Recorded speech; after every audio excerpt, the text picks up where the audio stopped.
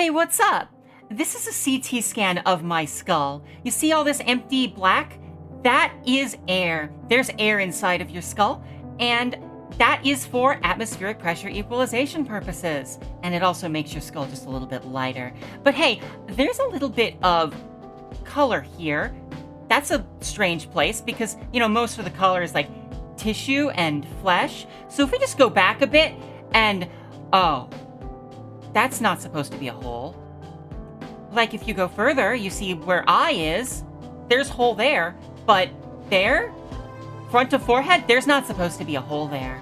Now, this hole does not go to my brain, and it also does not empty out into air in front of my face, but this is a pocket of fluid that has just pressed its way, just destroyed the skull in its way.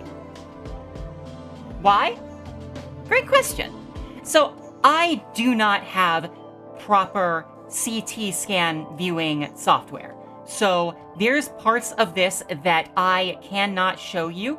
However, if we go from the top of the skull down, what I can show you is this big hole with a couple bone fragments that are just sort of idly trapped in place. So this isn't great, and it doesn't bode well for the rest of the bone either. Like, if you look right here, you can see that there is definitely some weak spots here, and also, this CT scan is 4 months old, so this is not what it is now. It's worse. How much worse? I can't tell you exactly, but what I can say is that at this time, the time that this was taken, this is where we have the opening. You have the layer of the skull that we are looking at, front forward, and you also have the relative size of the nose. So, about an inch wide, 3/4 of an inch tall, I think. And that's not good. But hey, talking about matters of the flesh while I'm a VTuber, as my VTuber persona, is perhaps not the most personal thing. I mean, I'm Ada Basilisk, but that name up there says Adelheid Stark. So, just for a bit. Hey, so, I have a big hole in my skull. Let's talk about it. See, after months of being passed from doctor to doctor, from specialist to more specialized specialist, here's what we've come up with. A band of scar tissue formed for no apparent reason in a strange spot in my front right sinus, trapping a pocket of what were probably ordinary fluids. With nowhere to go, and slowly filling with more and more secretions, it began to press against the front of my skull. And over years of pain associated with what I believed were sinus headaches, it broke through and spilled out to the frontal shelf of the skull and the membrane that coats the bone. Oh, you can't really see it right now, can you? Hold on.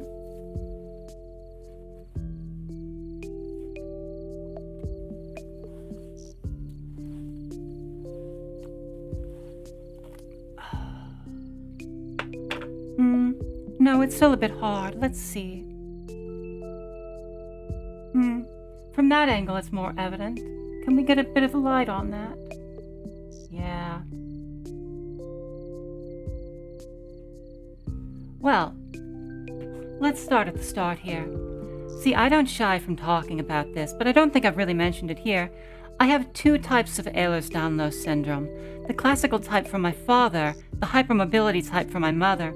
Classical gives me stretchy flesh, easy bruising, and a tendency for wounds to reopen, but it's at a level where I think it would normally be benign, were it not paired with a very significant expression of hypermobility. How significant? Well,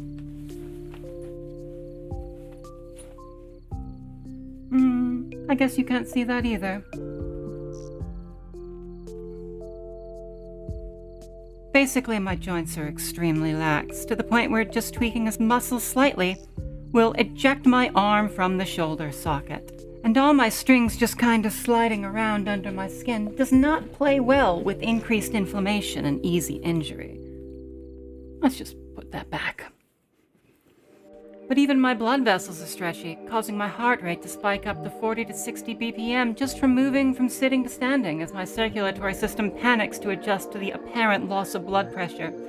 I pretty much constantly need to be using my muscles just to hold my body together, which has caused me to become fairly strong, but also perpetually fatigued. So I can't really hold the normal occupation, because anything I do repetitively will inevitably lead to something breaking down. So I've needed to support myself with odd jobs and building technical knowledge in many areas.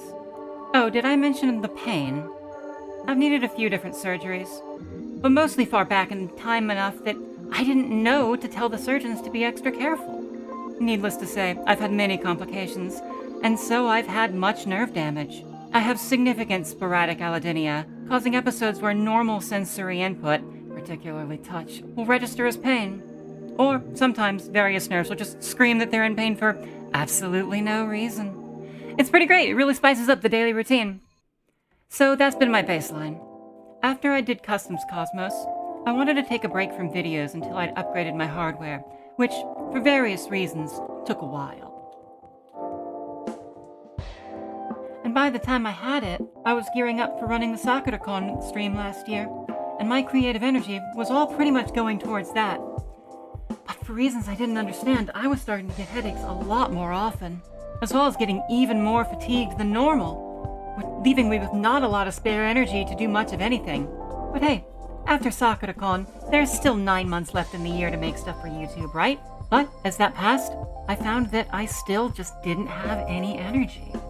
Just doing daily chores was starting to be too much, and I found myself cutting short or even canceling many of my streams. And then, halfway through the year, the lump showed up. A big lump on my forehead. Where'd it come from? Well, you've seen the title. You can guess. While the symptoms were ramping up before the breakthrough, after it, so much has been so much worse. Strongly exerting myself puts pressure on it, which gives a feeling I just can't describe other than bad. And I've had to limit what could be considered labor to under an hour a day. And I can only even get that far if the weather permits, because I live in an area that gets lots of rain, and as we've headed towards winter, changes in atmospheric pressure have been playing quite the havoc, as the fluid pocket in the hole in my skull pushes and pulls like a barometer that sometimes just prevents me from even thinking. It's not even that it's particularly painful. If it was pain, I wouldn't mind. It just makes it so I can't do. And that's why I haven't made any videos in a year. So what do we do about this? Well, this Friday, I'm getting major surgery. A bicoronal incision, removal of the frontal plate, and calvarial bone graft for reconstruction. In other words, my surgeon will be cutting me open at the scalp line, peeling back my forehead, and cutting out all the damaged bone. Which, as I understand it, is most of it. After draining the fluid pocket, she'll be performing an operation to reduce some of the wall separation in my sinuses to keep stuff open. And she'll take a graft from elsewhere on my skull to replace the excised sections of the frontal plate. That sounds like a lot, but the fact is that if she just fixes the hole and drains the fluid, it's very likely that this will recur.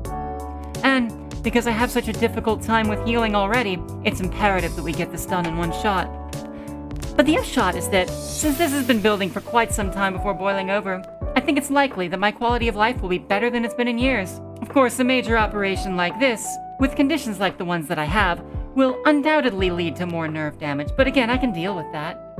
I'm not looking forward to getting more frequent and intense bouts of trigeminal neuralgia, but I'm long past the point of seriously caring about pain for its own sake.